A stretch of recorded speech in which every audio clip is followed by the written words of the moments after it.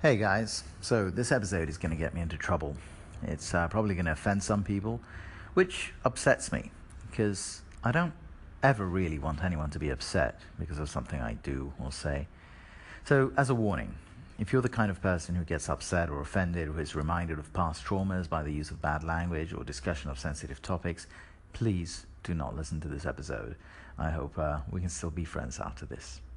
Patrick brings a certain something to the conversation around philosophy that I particularly find fascinating. Can you dig it? Oh my God, Patrick, you crack me up. Can you dig it? You go from talking about religion and Yahweh to a song about the cult of Moloch. That's fucking classic. Love it. Can you dig it?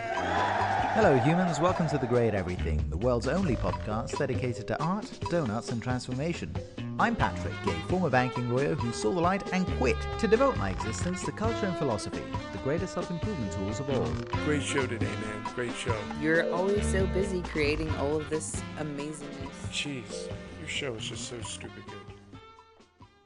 Earlier this week, the rapper Kendrick Lamar, one of my artistic idols, was doing a concert in Alabama. And during the concert, he called a member of the audience, a white girl called Delaney, on stage to sing one of his early successes with him, the song M.A.A.D City, a really dope track, and also one that contains multiple instances of the N-word.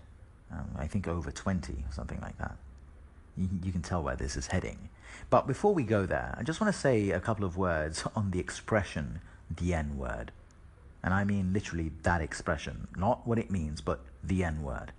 I hate that expression. It's so stupid, it's ridiculous, the N-word.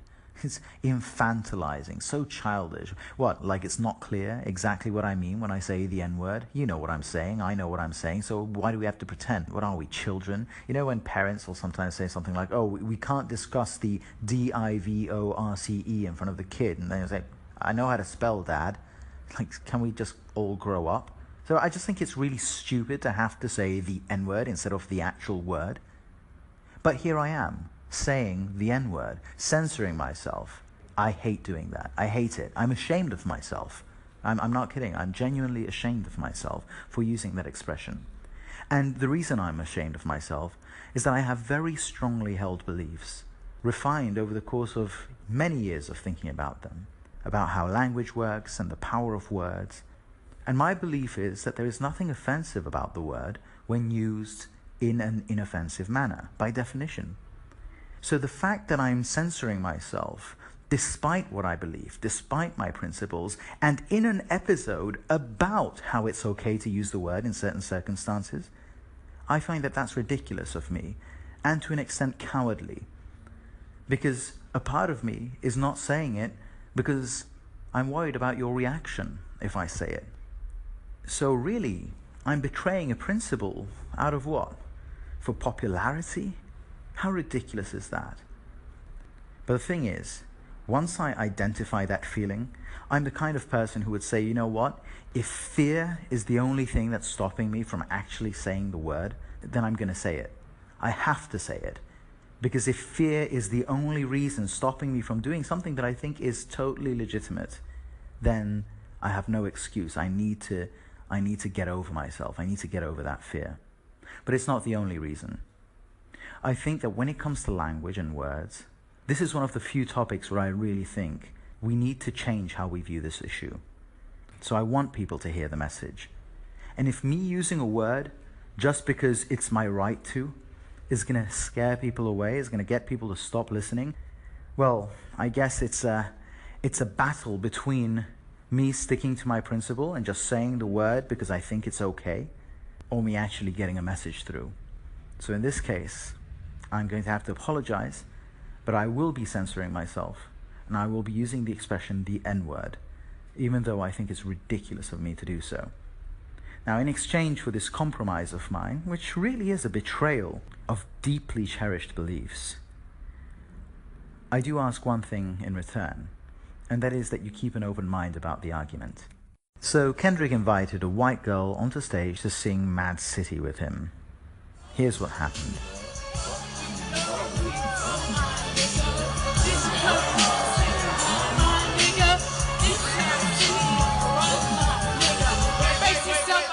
Wait.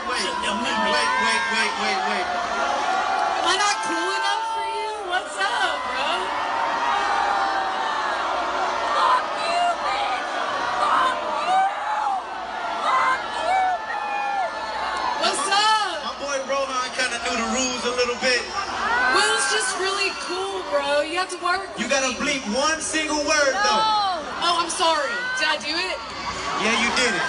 I'm so sorry. Oh my god. Should she stay up here, y'all? So basically, Kendrick stops her mid-song, the audience starts booing and yelling, and there's one woman who's just screaming, "Fuck you, bitch!"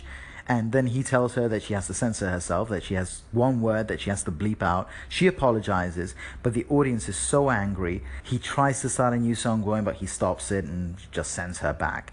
The girl, Delaney, she was utterly demolished, both on stage and online, as you can imagine. She ended up deleting her Twitter. So, hooray, I guess. The mob has had his blood. And as far as I'm concerned, this is incredibly fucked up. And although there were a lot of people, both in the concert and online, who were just baying for her blood and saying how awful it was of her to sing the lyrics that she was invited on stage to sing, for once, most of the online community fell on the right side of this issue, as far as I'm concerned, because they mostly criticized Kendrick for doing this, for basically humiliating someone on stage for singing the lyrics to his song that she was invited on stage to sing. So that made me feel that all is okay in the world. But at the same time, there's a few things that haven't been mentioned as much that I feel that I need to discuss. There's also another point that was raised.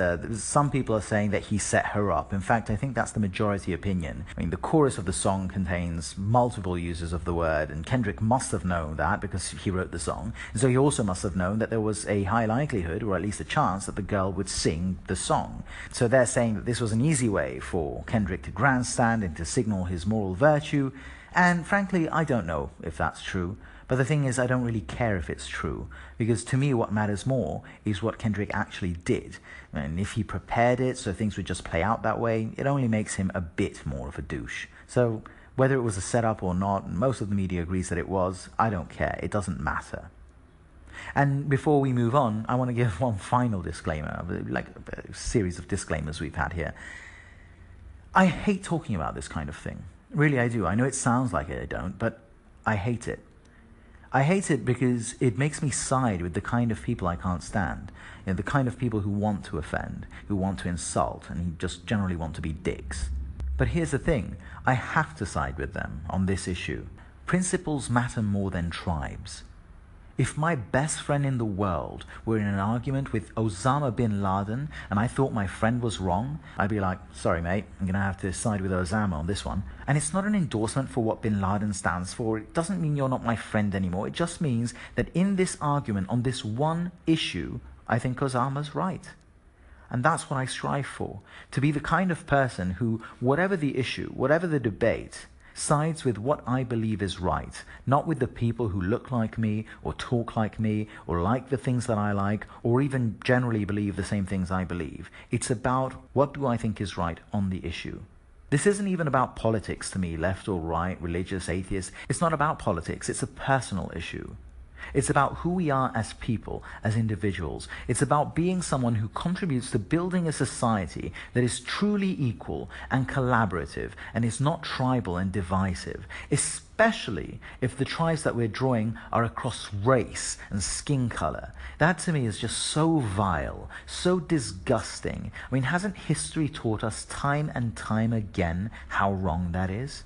To divide people along those lines? Do you really think we can fix injustice by trying to reverse it? When looking at this Kendrick situation, where he effectively sicked his dogs on a poor fan, whose only fault in my view was being a big enough fan of Kendrick to know his lyrics, I think an appropriate starting point is, good people hate racism. Okay, but how am I going to define racism? I'm going to define it the only way I really think makes sense. Racism is expression of hatred or discrimination towards a person or group of persons based on their ethnicity. Now, as someone who cares very, very deeply about Martin Luther King's message that people should not be judged by the color of their skin, but by the content of their character, which has become almost like a cliche these days, shamefully, I find it offensive to the core of my being that the words that I'm allowed to say or what lyrics I'm allowed to sing should be determined by what color I was born. That nothing else about me matters, not my beliefs, not my actions, not my choices, not who I am as a human being. Nothing about what makes me who I am counts a damn thing. All that matters is that I'm white. I find that deeply outrageous. I can hear the objection already. Well, now you know how black people feel all of the time. Sure, of course, I get that. But are you saying that we should fight discrimination against one group by increasing the discrimination against another group? How does that defeat discrimination itself as an idea instead of feeding it?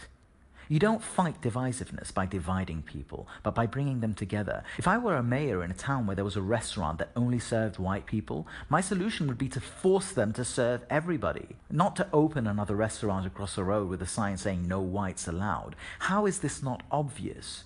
And how is the argument that, well, now you know how black people feel all the time, how is that not just point scoring? Well, my team's been losing, so now I want your team to lose. Can you really be so blind as to not realize that there's a deeper issue here than whose team is winning or losing? That on this issue, we need to get rid of the idea of teams, period? And about the lyric, is Kendrick saying that he writes lyrics that only certain people can sing based on their skin color? That's such a dangerous thing to do, such a dangerous idea to play into, to play identity politics like that.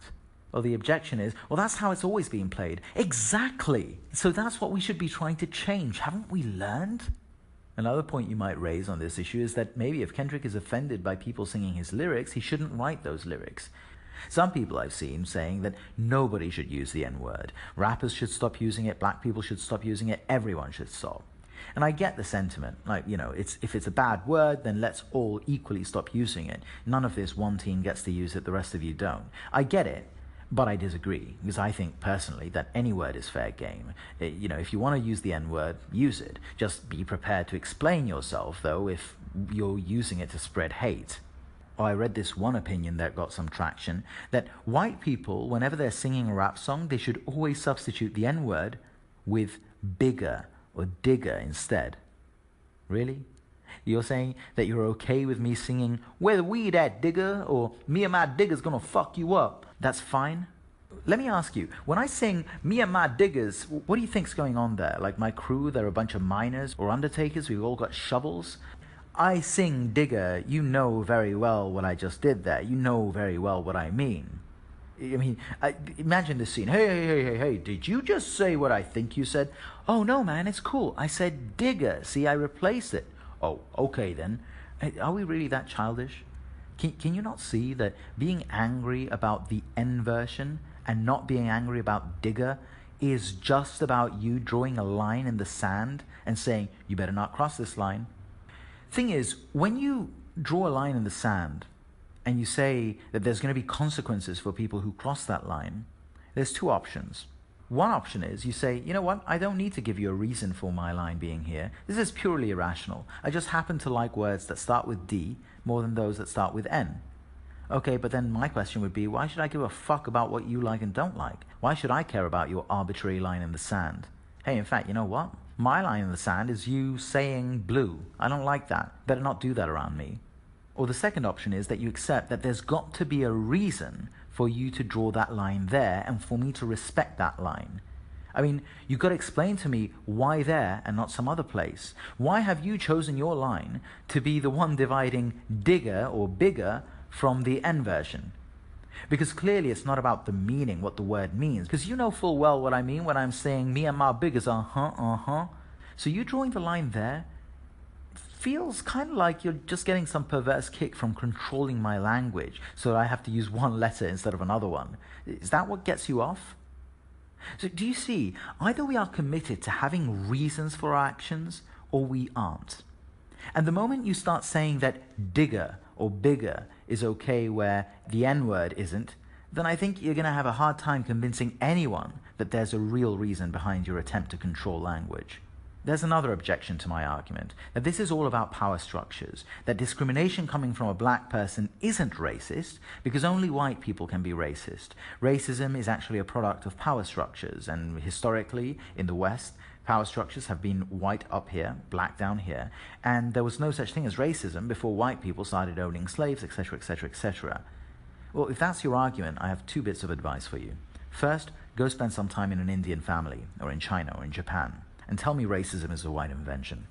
Second, go read some studies on the behaviors of 3-month-old babies, black, white, Asian, whatever, and how all of them react more favorably to people with the same appearance and the same accent even as those they were raised by. This is called familiarity bias. We have a tribal instinct that is millions of years old from when, in the wilderness, crossing someone who didn't look or sound like us could have been very, very dangerous. It could be an existential threat. This instinct is obviously something that we need to overcome, but we can only do it by identifying and recognizing that tendency within each of us, not by just pretending it's something Shakespeare came up with. And if what you're saying is that there's such an imbalance of power between black and white as groups that being discriminatory towards a white person is okay, let me ask you this. Where is the power in this situation? Where is the power between the millionaire rap superstar on stage in front of thousands of people who idolize him and a nobody who's being humiliated in front of all these fans? You think that she had the power in this situation? Get real. Now, I just want to say a few words on the N-word itself. As I was saying, I have very strong beliefs about the power of words, beliefs which I have come to through years of speaking multiple languages and thinking about how speech and language work. And it all boils down to this. I don't believe that words in of themselves have any power. The power is in the ideas they express, the meaning the words are given. By themselves, stripped of their meaning, stripped of the ideas they carry, words are empty, they're powerless, they're just collections of sounds. Do a test. Say a rude word, use a racial slur in the presence of someone who doesn't speak the language. They won't be hurt, they won't be harmed or offended or affected in any way. You might as well have just said blue or cheese or to them because they don't know what you mean. They aren't getting the idea, the message through. That terrible word is just sounds to them. Now, to this same person who doesn't speak English, explain that the English word phone or bazooka means your mother is a filthy whore. And now see them get riled up the next time you use that inoffensive word, blue or bazooka. Here's another test. Listen to a black man call another black man the N-word, or use it in a song. Is the other guy hurt or offended? Of course not. Now hold up. This is not the argument that, oh, black people use it so it's okay. That is not what I'm saying. I'm just using the example to show that the word in itself, without the racially charged meaning, has no power. It can't hurt you. So it's not the word, as in the sounds you make that come out of your mouth, that offends. It's the meaning. But of course, meaning depends on many things. Historical usage is one, clearly. If I use the word chair to mean table, you're still going to think chair when I say it, because that's how the word has been used since forever. People say chair, they mean chair. So historical usage is going to influence how you interpret my use of the word, but I'm always free to explain to you that that's not how I'm using it. Why should I be a slave to how a word has been used before me by people who aren't me? Why can't I just use it my own way, as long as I'm willing to explain to people what I mean? You might say, well, it's not worth the effort, you can just use a different word. Absolutely, I can use a different word, but you're telling me that I have to use a different word, and that's a big difference. Other things that meaning depends on are context and intention. So me saying the word Jew has one kind of meaning because I'm not an anti-Semite, being Jewish myself, so the intention is unlikely to be anti-Semitic. But a far-right activist saying the word Jew might mean something very different. So the meaning is not the word itself, not the letters J-E-W. The meaning is the meaning. The word is merely the vehicle for the meaning. The same limousine has carried both Barack Obama and Donald Trump. It's not like the limousine used to be a badass Batmobile and now it's become the evil car from Christine. The simile I like to use is, being offended by a word, irrespective of how the word's being used, is like getting run over by a car and getting pissed off at the vehicle instead of the driver. So that said, I don't believe that the N-word is evil in itself. I think it has been used, and is still used, in evil ways. to refer to black people, of course, and in that sense it carries a whole lot of negativity and grossness and vileness with it, because it didn't just mean black people the same way you might use Italian to mean people from Italy. The N-word, used as a racial term, is drenched in prejudice and hate. It means people who are less than me, less than human even. And when used that way, with that idea behind it, I can't think of any word that is more utterly repulsive to the spirit of human decency. But as we all know, the N-word is also used in harmless ways, like somebody saying, I'm just chilling with my N-words. In this case, the idea is clearly not an inferior being, it's clearly not less than human, or even necessarily black people. In this case, it just means my boys, my homies, my friends. So this is what I believe. Now, I would never use the N-word to refer to a black person or black people, or to anyone, black, white, Jewish, Japanese, Norwegian, to say that they are somehow inferior. And if someone used it around me that way, I wouldn't let it slide without a remark, and I haven't. But my confession here is that I do use the N-word, the rap version of it. I do use it. I use it all the time to refer to my close friends. Whether you want to call it ironic or not, I think ultimately I use it because some of my heroes, people I consider to be the coolest out there, the Wu-Tang Clan, Dave Chappelle, Samuel Jackson, they use it. And so I use it with my friends in private. Because when I'm with the people who know me, who know who I am, I know that I don't have to explain it. I don't have to be, wait, hold up, I don't mean this. It's just that I love Dave Chappelle and hip-hop is all. And don't get me wrong, if a black guy or a lady came up to me and said, I don't like that word, I know what you mean when you say it, but it still upsets me, then I'm going to be like, fine, I won't use that word around you. Not because I'm not allowed to, but just out of common courtesy, because my freedom to express myself matters to me. But it also matters to me that the people around me feel comfortable. But to be clear, if I think those people are being dicks about it, my reaction might be different. So if someone comes up to me and says, hey, somebody told me use the N-word instead of homies, don't do that. I'll be like, why do you care what words I use when you're not around? You clearly can't be hurt or offended by something you don't hear. And you know that I wasn't using it like a white character in Django Unchained, so why do you want to police what language I use in the privacy of my own circles? This doesn't feel like another human being opening up, saying, hey man, this hurts me, being vulnerable with me, getting real with me. This just sounds like someone looking for control. So these are my beliefs about how language works and how important intention is to how words are used. And it's also why I feel so ashamed using the expression the N-word instead of just saying it. I mean, really, how can I justify to myself not saying it in an episode about why I think it's okay to say it sometimes? But I guess just like when the hypothetical guy comes up to me and says, hey man, don't say that around me, please. Here, I guess I decided not to use it against my principles because I want that message to get through. And because maybe if you're listening and you're on the fence about this, and my use of the N-word is the one thing that upsets you so much that you leave and the message doesn't get through to you, well, I guess that's a high price to pay, and I don't want to pay it. I want to persuade you, and I don't think I can do that by just sticking to my guns 100% because I'm right about this. But I can still feel bad about it, so I hope it's worth it. Man, this N-word, why does it have such a power over everyone? Because it's been used so badly? Okay, but if it's about how it's used, then let's not use it that way. Use it the same way the Wu-Tang do, or Dave Chappelle.